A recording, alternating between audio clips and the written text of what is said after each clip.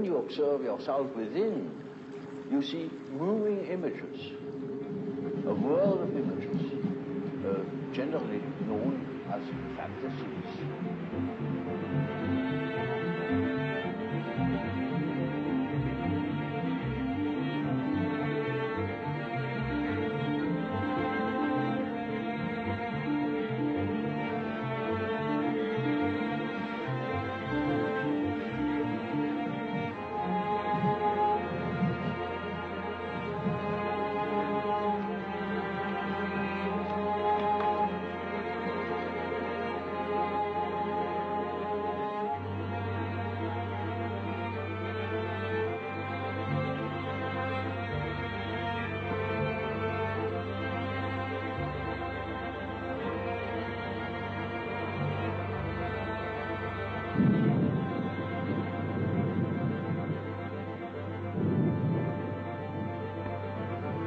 Early childhood, a character is already there. You see, the child is not born tabula rasa, as one assumes. The child is born as a high complexity with existing determinants that never waver through the whole life, and that give the child his character already in the earliest childhood. A mother recognizes an individuality of her child. And so if you observe carefully, you see the tremendous difference, even in very small children. And these peculiarities express themselves in every way. So first, the peculiarities express themselves in all childish activities, in the way how it plays, in the things it is interested in. There are children who are tremendously interested in all moving things, and in movement chiefly. All the things, you see, that affect the body. And so they are interested in what the eyes do, what the ears do, how far you can bore into the nose with your finger, you know. Now, you see, these things, these interests express themselves in a typically childish way in children, and later on they express themselves in other peculiarities, which are still the same, but it doesn't come from the fact that they once have done such a thing in childhood. It is the character that is doing it. There is a definite inherited complexity. You see, we are born into a pattern. We are a pattern. We are a structure that is pre-established through the genes. It is a biological order of our mental functioning. As, for instance, our biological or physiological function follows a pattern. Or the behavior of any bird or insect follows a pattern, and that is the same with us. Man has a certain pattern that makes him specifically human, and no man is born without it. We are only deeply unconscious of these facts because we live all by our senses and outside of ourselves. If a man could look into himself, he would discover it. And when a man discovers it, in our days, he thinks he's crazy. And he may be crazy.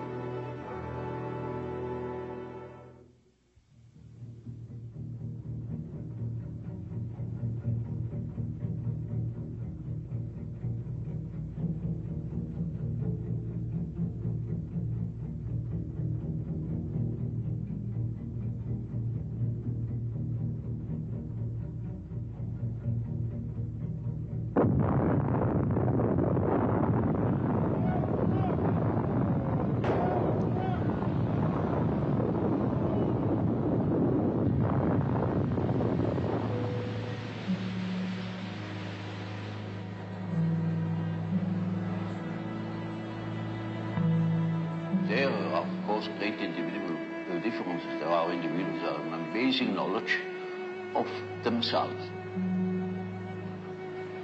of the things that go on in themselves.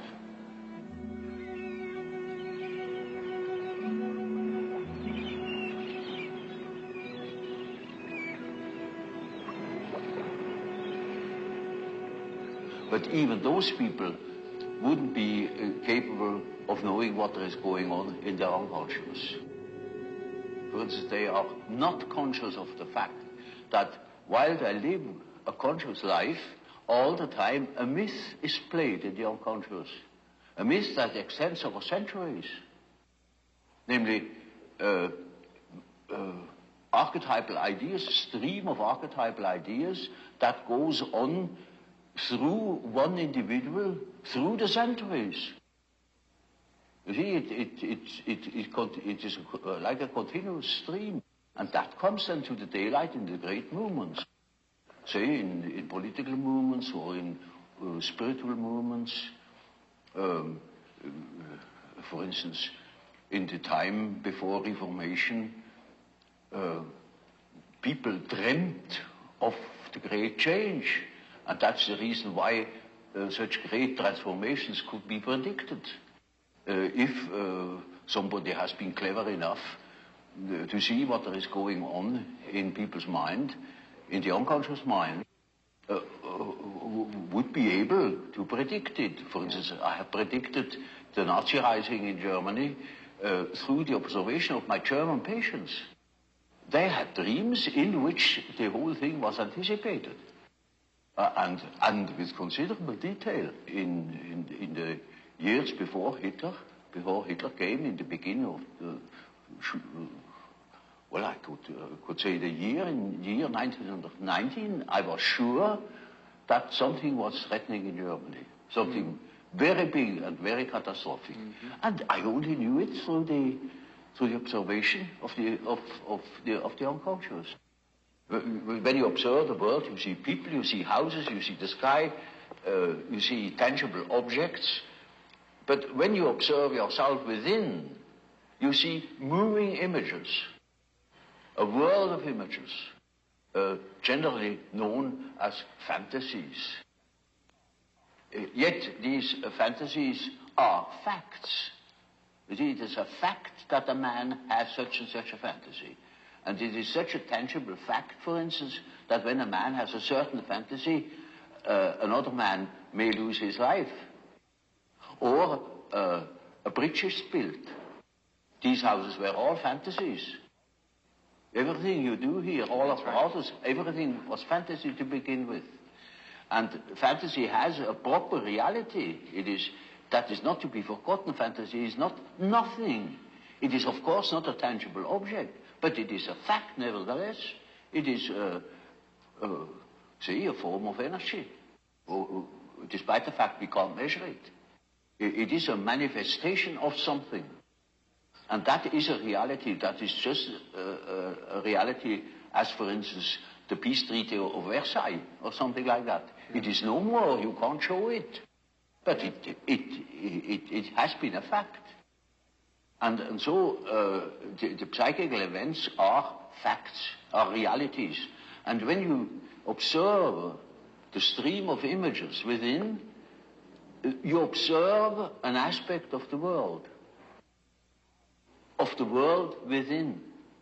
And so, you see, the man who is going by the external world, by the influences of the external world, say, society, or perceptions, sense perceptions, thinks that he is more valid, you know, because this is valid, this is real.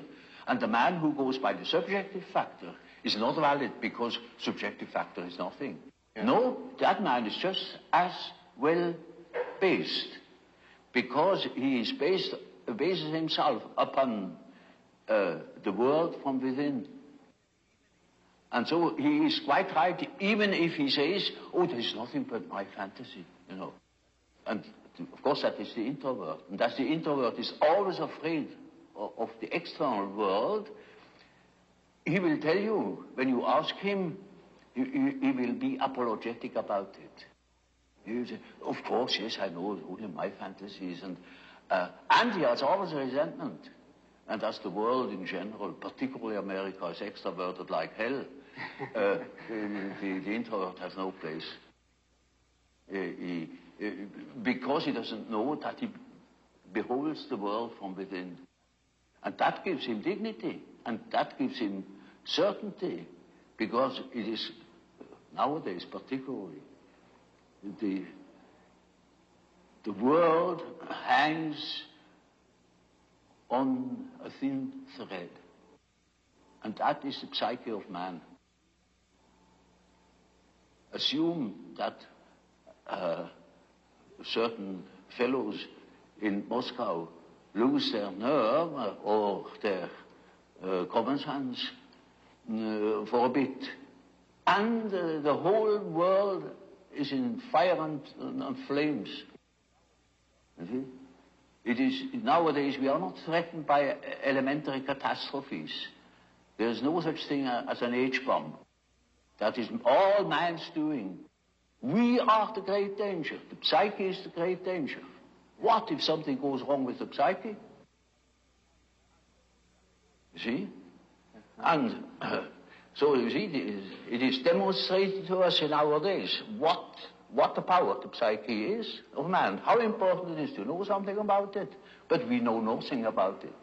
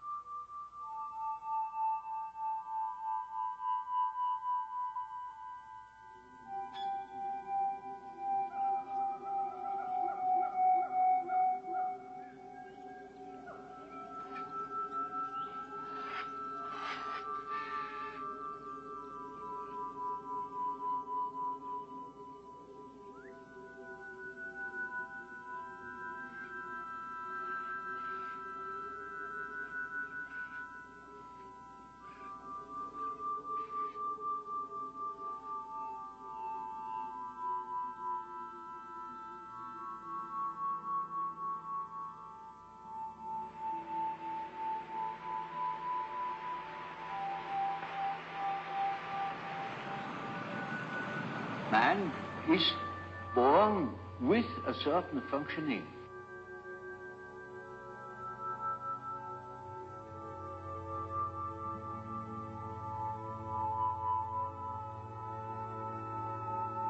A certain way of functioning, a certain pattern of behavior.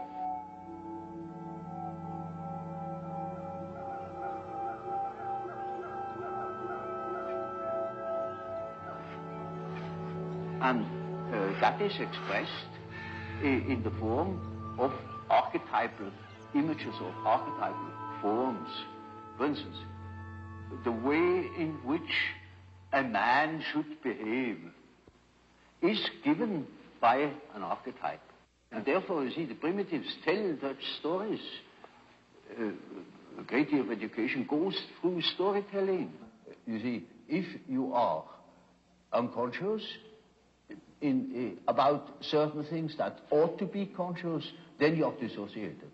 And then you are a man whose left hand never knows what the right is doing, and counteracts or interferes with the right hand. Now such a man is hampered all over the place. Yes. American life is in such a way so one-sided and so déraciné, uprooted, that you must have something to compensate the earth. You see, you have to pacify your unconscious all along the line, because it is in absolute uproar. So at the slightest provocation, you have a big moral rebellion in America. Look at the rebellion of modern youth in America, the sexual rebellion and all that, because the real natural man is just in open rebellion against the utterly inhuman form of life. They are absolutely divorced, you know, from nature, in a way, and that accounts for that drug abuse. I noticed with my patients, particularly with people that are in public life, that they have a certain way of presenting themselves. For instance, take the doctor. He has a certain way. For instance, he has good bedside manners, and he behaves as one expects a doctor behaves. He may even identify himself with it and believe that he is what he appears to be. And so when he's a professor, he's also supposed to behave in a certain way so that it is plausible that he is a professor, you know. So the persona is a certain complicated system of behavior which is partially dictated by society and partially dictated by the expectations or the wishes one nurses oneself. Now, this is not the real personality, in spite of the fact that people will assure you that that is all quite real and quite honest, yet it is not. Now, such a performance, or say, yeah, the performance of the persona is quite all right, as long as you know that you are not identical with the way in which you appear. But if you are unconscious of this fact, then you get into sometimes very disagreeable conflicts. Namely, people can't help noticing that at home, for instance, you are quite different from what you appear to be in public. And people who don't know it stumble over it in the end. They deny that they are like that, but they are like that. They are it. And then you don't know. Now, which is the real man? Is he the man as he is at home or in intimate relations? Or is he the man that appears in public? It is a question of Jekyll and Hyde. Often. It is such, occasionally there is such a difference that you would almost be able to speak of the double personality. And the more that is pronounced, the more people are neurotic. They get neurotic because they have two different ways. They contradict themselves all the time, and in as much as they are unconscious of themselves, they don't know it. They think they're all one. Everybody sees that they are two. And some know him only from one side, so others know him only from the other side. And then there are situations that clash, because the way you are creates certain situations with people in your relations, and these two situations don't chime in. They are just dissonances. For instance, take a singer. Yes. Who is absolutely controlling his voice. Suddenly he can't sing. Or any other, take a man who writes fluently. Suddenly he makes a ridiculous mistake. There his habit doesn't function. It may be, you know, that what the unconscious has to say is so disagreeable that one prefers not to listen. And in most cases, people would be probably less neurotic if they could admit the things. These things are always a bit difficult or disagreeable or inconvenient or something of the sort. So there is always a certain amount of repression. When in treatment, for instance, in the treatment of neurosis, you have to do with that personal unconscious for quite a while. And then only dreams come that show that the collective unconscious is touched upon. Yes. Now, as long as there is material of a personal nature, you have to deal with the personal unconscious. But when you get to uh, say, to a question, to a problem, which is no more merely personal, but also collective. You get collective dreaming.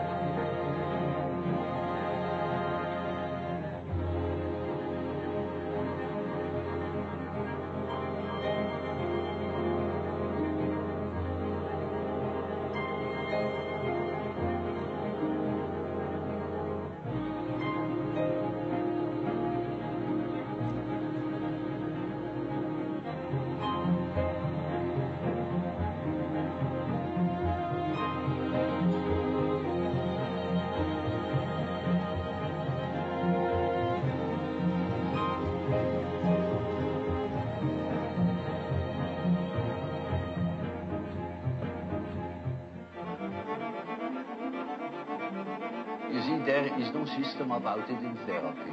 In therapy, you treat the patient as he is in the present moment, irrespective of causes and such things. That is all more or less theoretical. There are cases who know just as much about their own neurosis as I know about it, in a way. In such cases, I can start right away with posing the problem. For instance, there is a case, a professor of philosophy, and he imagines that he has cancer.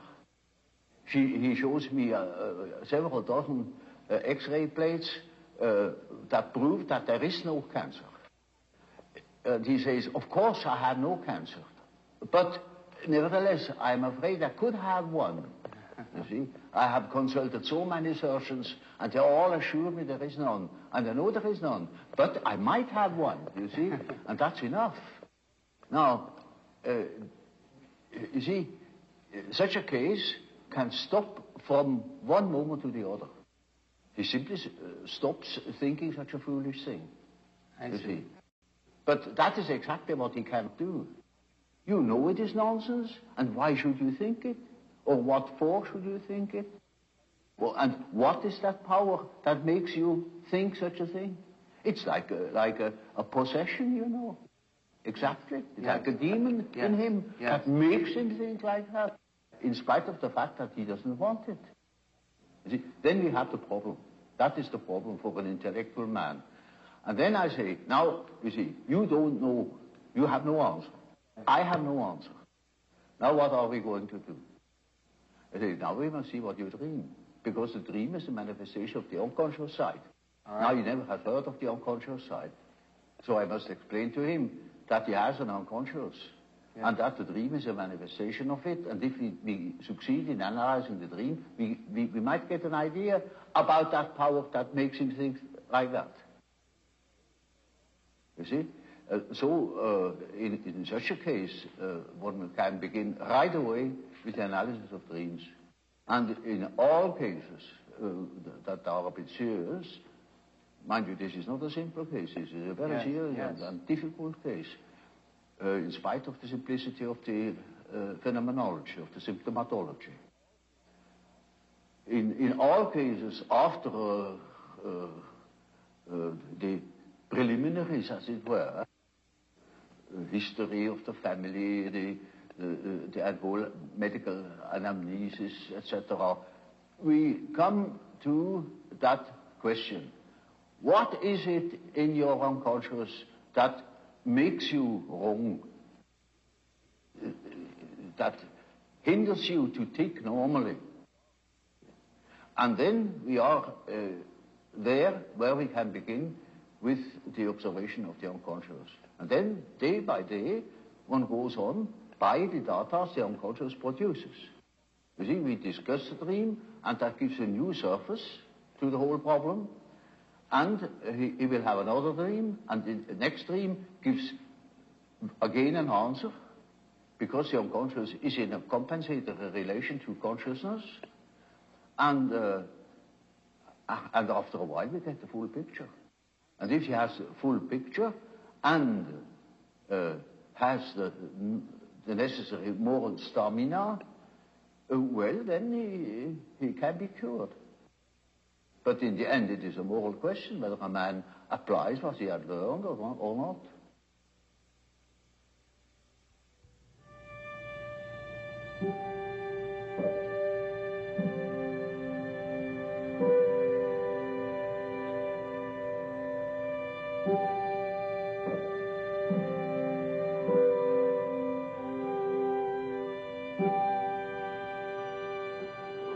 Is just one typical archetypal form.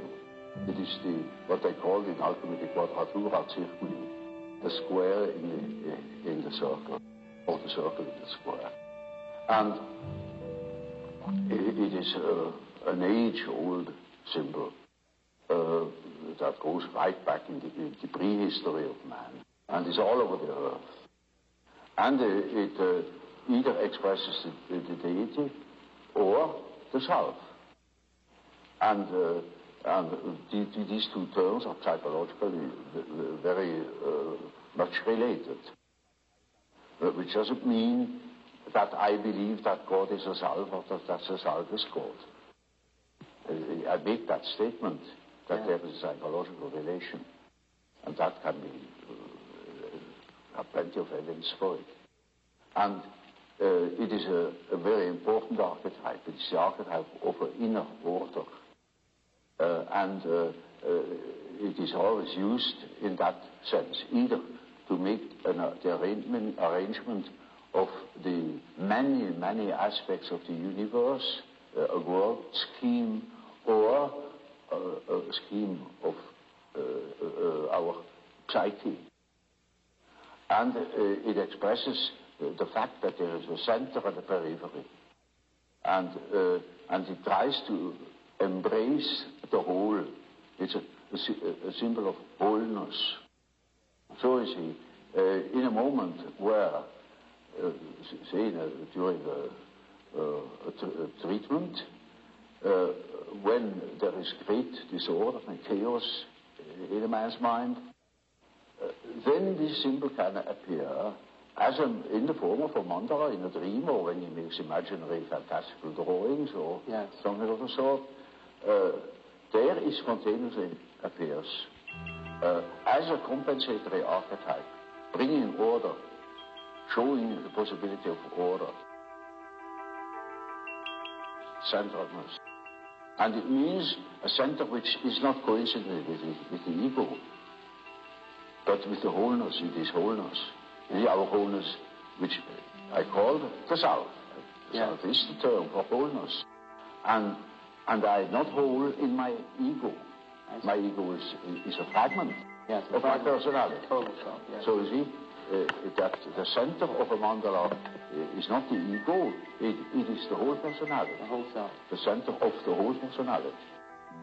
And it plays a very great role in the East, for instance. But in the Middle Ages equally. And then it has been lost, it has been thought of as a mere sort of allegorical, decorative motive. But as a matter of fact, it is highly important and highly autonomous symbol that appears in dreams and so on, or in folklore.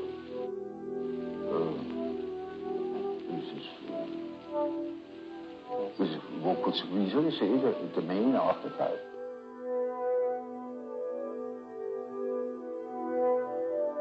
I had a case that was an intelligent young woman. She was a student of philosophy, very good mind, where one could expect easily that she would see that I am not the parental authority. But she was utterly unable to get out of this delusion. And in such a case, one always has recourse to the dreams. It is just as if one would ask the unconscious, now what do you say to such a condition? You see, she says with the unconscious, of course I know you are not my father, but I just feel like that. It is like that. I depend upon you. And I say, now we see what the unconscious says. Now the unconscious produces dreams in which I really assumed a very curious role. You know, she was the little infant. She was sitting on my knees. I held her in my arms. I was a very tender father to the little girl, you know.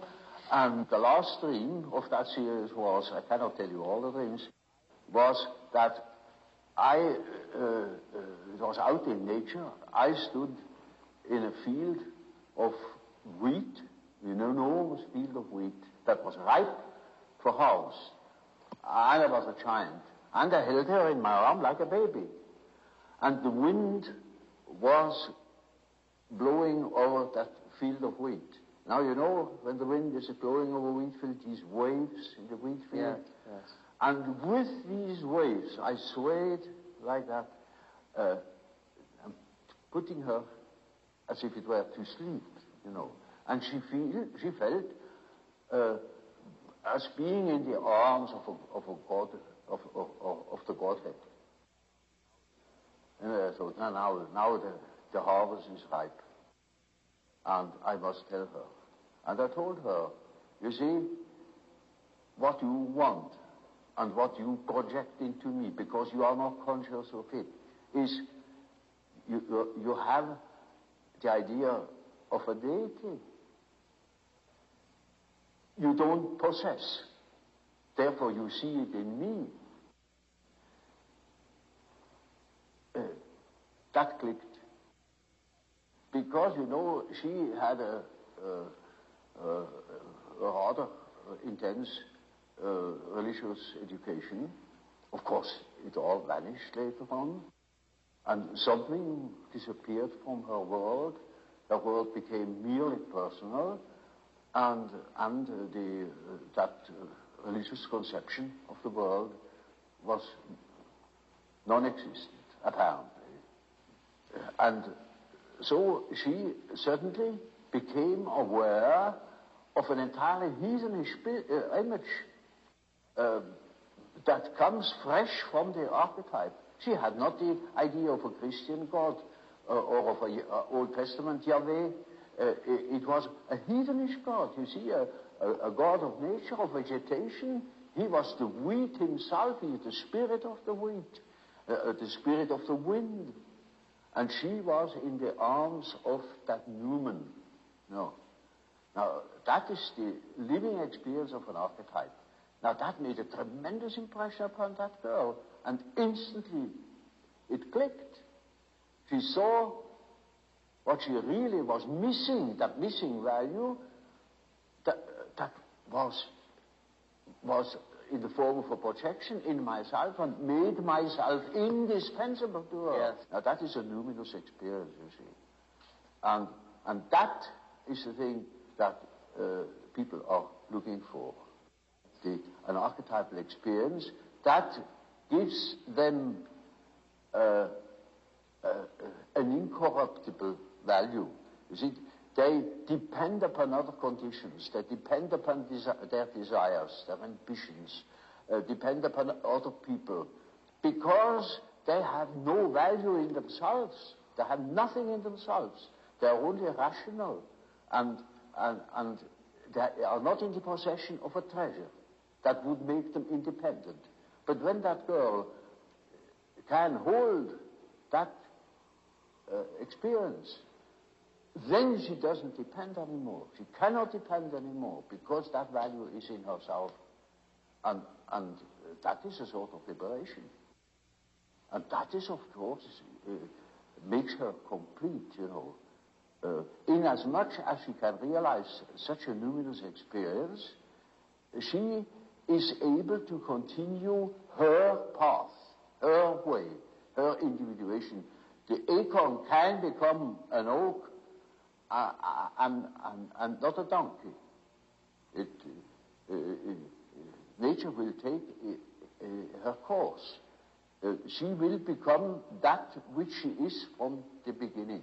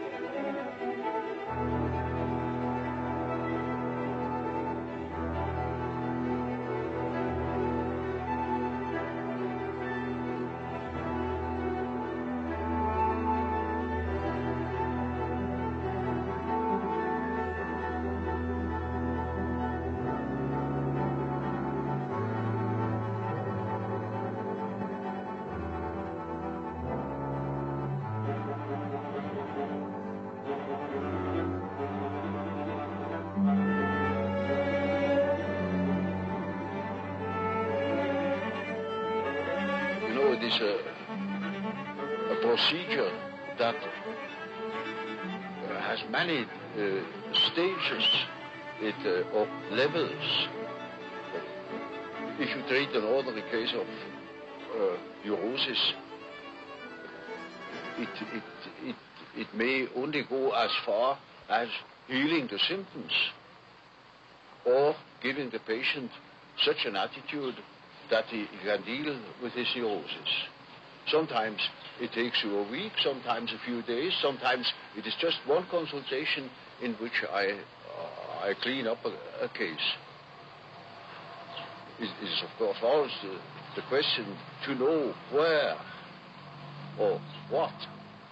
It needs a good deal of experience, but other cases take very long, and you couldn't send them away because they wouldn't. They want to know more.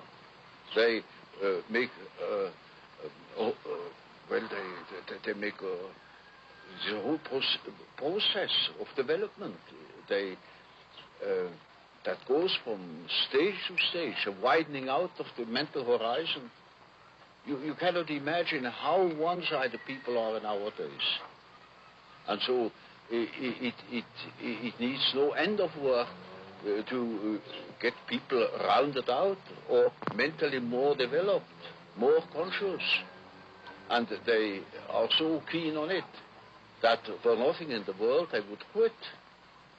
And they are not shy of spending money on it.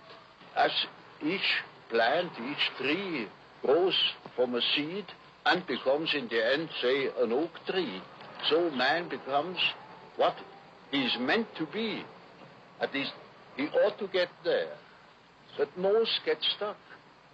They could get much further if they had heard proper things or if they had spent the necessary time on themselves. But this is not popular, you know, to spend time on oneself, because our point of view is entirely extroverted.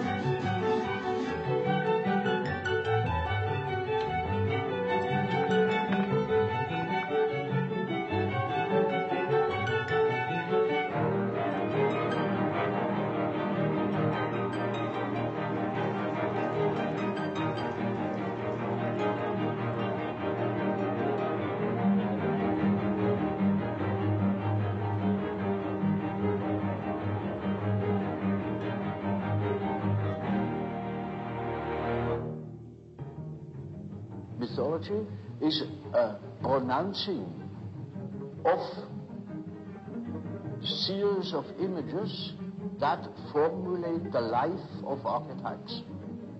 And so the statements of every religion, of many poets and so on, are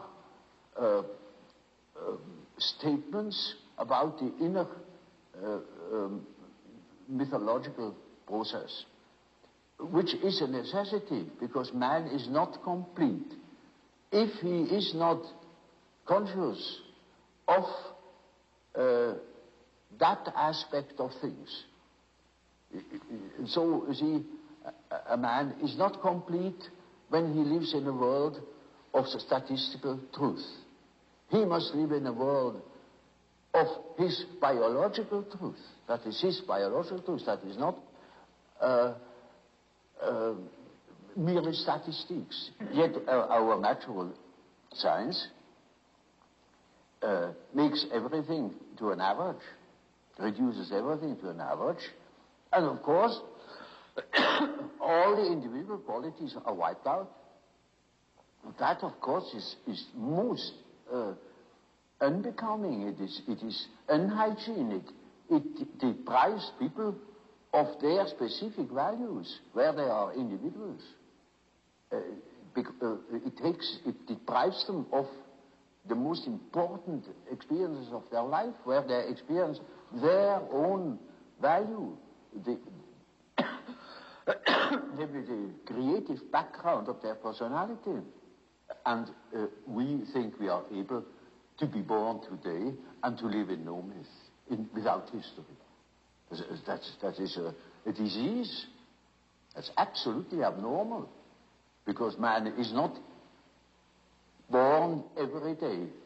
He is once born in a specific historical setting with the specific historical qualities, and therefore he is only complete when he has a relation to these things. It's just as if you were born without eyes and ears, when you are growing up with no connection with the past. From the standpoint of natural science, you need no connection with the past. You can wipe it out. And that is a mutilation of the human being.